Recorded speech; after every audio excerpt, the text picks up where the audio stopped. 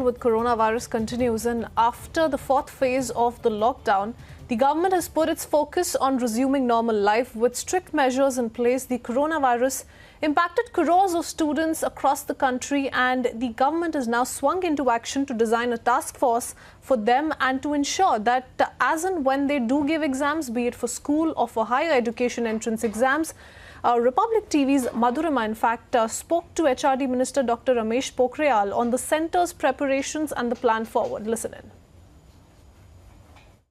Board exams, higher education exams, इन सब के स्केड्यूल्स आ गए हैं, डेट शीट्स निकल आई हैं। कोविड पैंडमिक के चलते हुए हमारी एचआरडी मिनिस्ट्री ने कई ऐसे फैसले लिए हैं, बच्चों के सुरक्षा, टीचर्स की सुरक्षा, पेरेंट्स की सुरक्षा को ध्यान में रखते हुए। आइए उनके बारे में जानते हैं हमारे एचआरडी मिनिस्टर रमेश पोखरियाल निशंक जी से।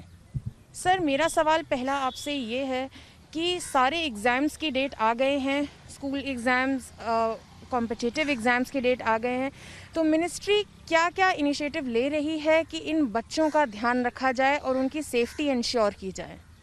ये बात सही है कि हमने जो बच्चे CBSE के प्रश्न पत्र थे, जो कुछ हाई स्कूल और इंटर के, उनकी भी तिथियां घोषित कर दी हैं और उन्हें तिथिवार विषयवार भी उनको पूरा टाइम टेबल मिल गया है। इधर हम लोगों ने नीट और जेई और जेई मेंस और जेई एडवांस की तिथियों को भी घोषित किया है। तो निश्चित रूप में जो एक अनिश्चितता थी, अस्थिरता थी अभिभावकों में, बच्चों में, पता नहीं कब परीक्षा का अचानक ना आ जाए और फिर होगी नहीं होगी, कब होगी, तो वो जो अस्थिरता थी वो ख़त्म हो गई।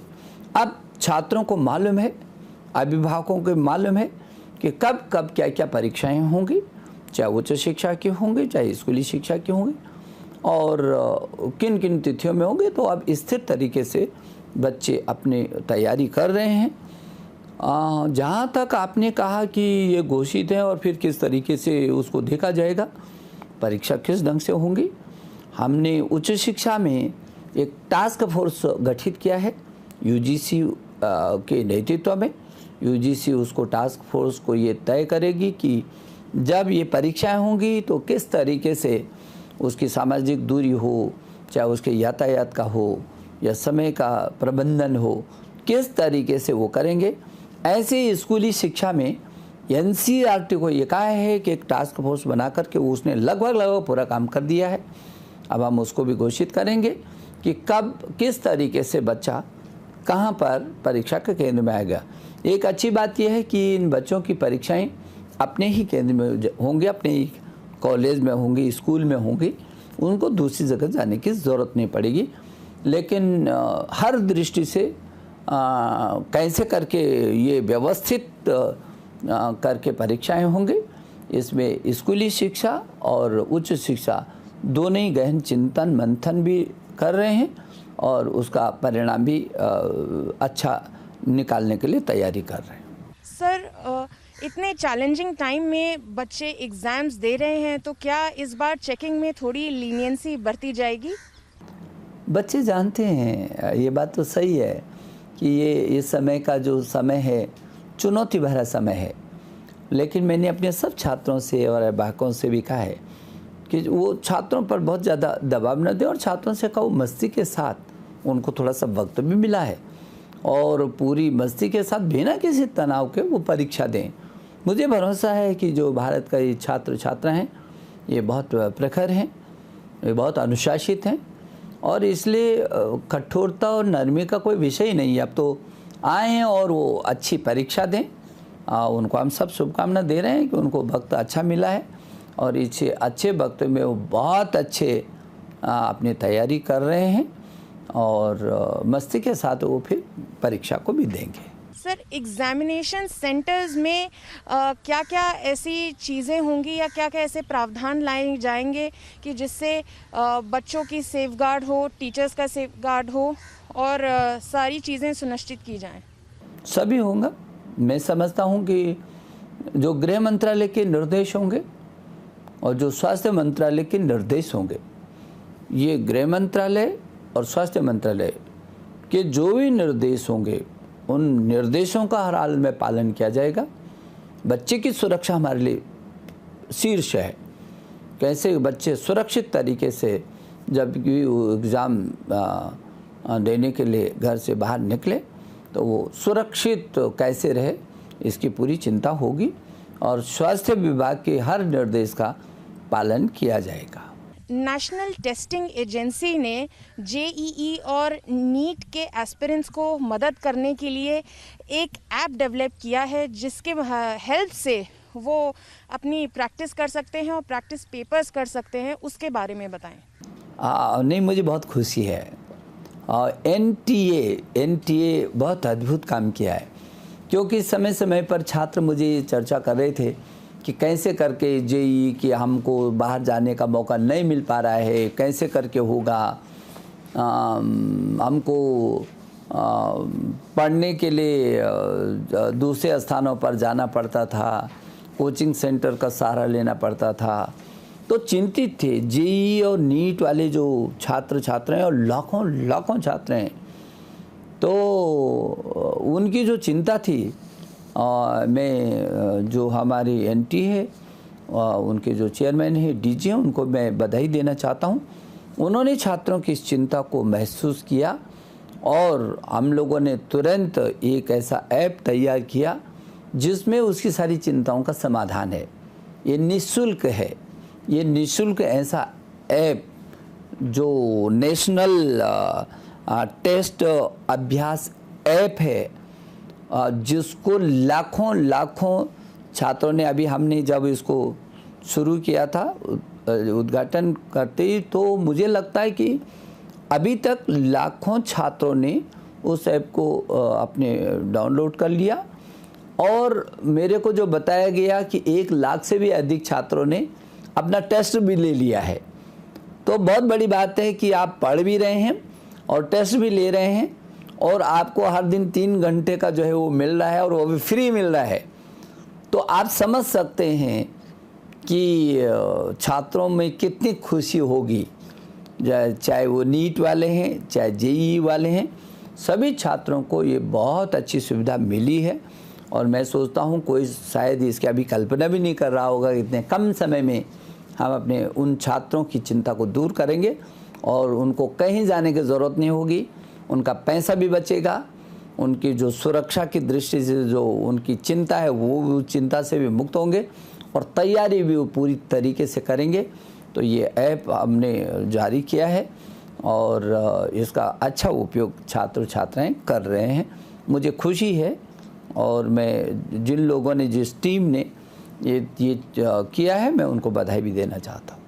सर, अगर कोविड केसेस में इसी तरह वृद्धि होती रही तो और आगे जाके मिनिस्ट्री किस तरीके से स्कूल और कॉलेजेस खोलेगी, क्या क्या इनिशिएटिव्स लिए जाएंगे कि हर तरीके से सेफ्टी इंश्योर हो और कोविड का स्प्रेड भी ना आगे बढ़े?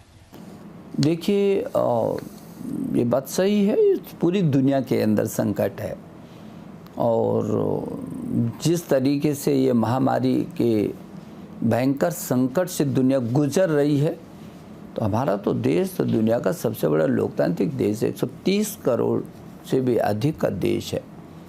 लेकिन हमारे प्रधानमंत्री जी की दूरदृष्टिता ने और जिस तरीके से उन्होंने इसका आंकलन पहले ही कर लिया था और जिस अनुशासन के साथ पूरे देश उनके पीछे खड़ा हुआ, उनके आह्वान पर लोगों ने जो रास्ता अपनाया, तो विपरीत और विषम परिस्थिति में भी आज देश,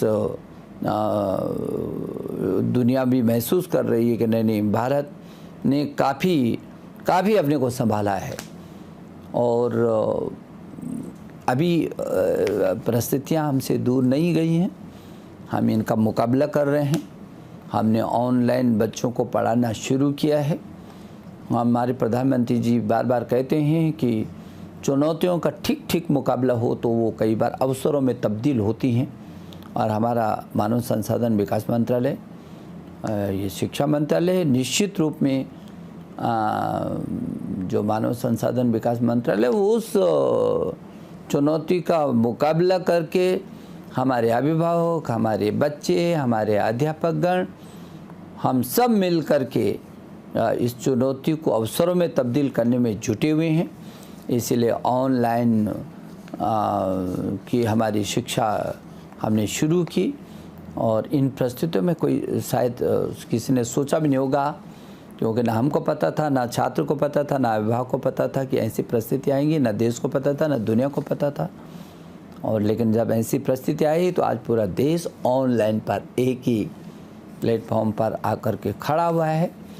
और हम छात्र जब भी ये सामान्य स्थितियाँ होंगी या आगे जब भी प्रधानमंत्री जी के, हमारी गवर्नमेंट को हमको निर्देश मिलेंगे, गृह मंत्रालय के निर्देश मिलेंगे, उन निर्देशों का पालन करते हुए जब भी हम ये स्कूल खोलेंगे तो उन सभी चीज़ों का ध्यान रखेंगे।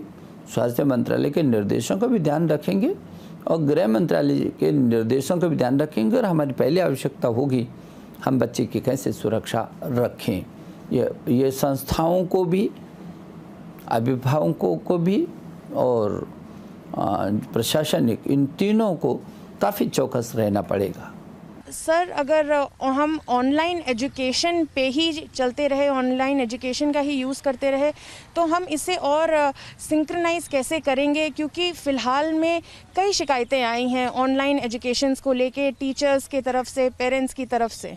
अब देखिए, कारगर तो शिकायतों की तो बात इन विषम परिस्थितियों में जहाँ लोगों को पता ही नहीं था कि क्या होने वाला है, बच्चा अपने घरों पर है, तो मुझे इस बात की खुशी कि आज देश ने इस बात को बहुत अच्छे तरीके से लिया है कि ये अद्भुत काम हुआ है। ये अद्भुत जो काम हुआ है, सोच नहीं सकते थे लोग कि अचानक जो है बच्चे को उसी के घर पर पढ़ाई शुरू हो जाएगी और अच्छे से हो जाएगी। हम लोगों ने ऑनलाइन पर दीक्षा में हम पूरी स्कूली शिक्षा का सारा पाठ्यक्रम डाला है। 80,000 पाठ्यक्रम उसमें है दीक्षा में, और विभिन्न राज्यों ने अपनी भी सामग्री उस दीक्षा पोर्टल पर डाली है। और करोड़ों बच्चों ने करोड़ों बार उसको देख लिया है, उससे पढ़ रहे हैं। ये पाठशाला में सारे के सारे पाठ्यक्रम हैं, NCERT के सारे पाठ्यक्रम उसमें हैं। स्वयं प्रभा है, इसमें उच्च शिक्षा से लेकर के तकनीकी शिक्षा का तमाम पाठ्यक्रम हैं और हज़ारों पाठ्यक्रम उसमें डाले हुए हैं, विषय वस्तु डाली हुई है। तो हम तेज़ी से ऑनलाइन में बढ़ रहे हैं। हमारे अध्यापक गणों के माध्यम से हम उस ऑनलाइन शिक्षा को आगे बढ़ा रहे हैं। हमारे जो NDLA नेशनल डिजिटल लाइब्रेरी है, उसमें 4 करोड़ से भी अधिक हमारे पास डिजिटल सामग्री है। तो हम उसको समन्वय करते जा रहे हैं और आगे बढ़ा रहे हैं। मैं समझता हूँ कि चारों तरफ से लोगों को इस बात को लेकर के काफ़ी संतोष है कि इतने कम समय में मानव संसाधन विकास मंत्रालय और उससे जुड़े सभी मिशन मोड में जिस तरीके से काम किया है, मैं अपनी टीम को भी उस बात के लिए धन्यवाद देना चाहता हूं कि चाहे उच्च शिक्षा हो, चाहे स्कूली शिक्षा में हो, चाहे तकनीकी शिक्षा, सभी क्षेत्रों में अद्भुत रात और दिन खप करके काम करके कहीं ना कहीं छात्रों को, अभिभावक और अध्यापकों के बीच उसको संजोने की कोशिश की है ऑनलाइन पाठ्यक्रम के द्वारा। सर, बहुत बहुत धन्यवाद रिपब्लिक टीवी से बात करने के लिए। धन्यवाद।